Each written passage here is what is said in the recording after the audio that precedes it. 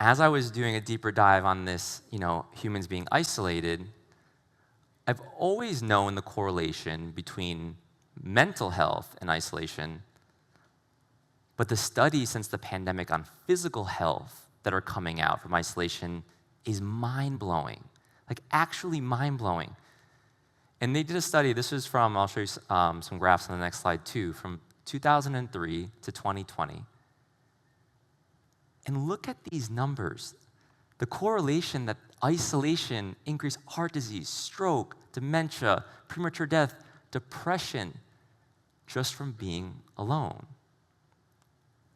And the problem with this is, over those 20 years, every single thing that we used to do when we socialized, and how we connected with friends, our loved ones, our family, our partner, it's on a drastic decline.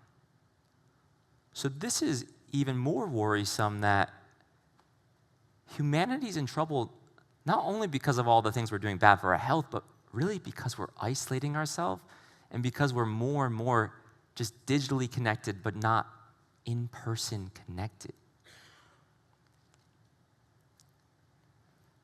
So then, once again, being fascinated with figuring out the next thing of like, okay, well now I have all these patients that are social butterflies and they're out and about and they have so many friends.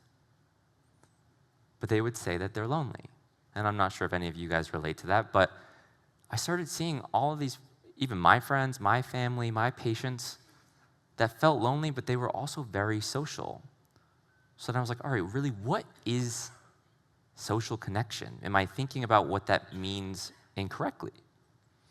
And there's 3 components to social connection. And that comes down to structure, function, and quality. And all of these must be present in order for you to feel socially connected. So structure, for example, this is how many people are in your life and how often you see them.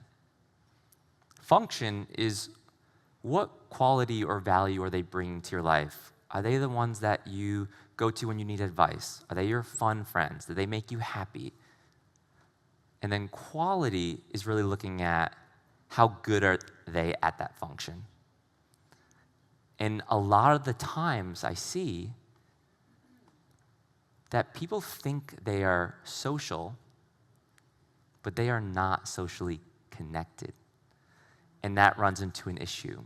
And when we're analyzing all of our relationships, it's really important to think about how these 3 pillars play a role in those, because it's also important to know that one person can't do all of these things.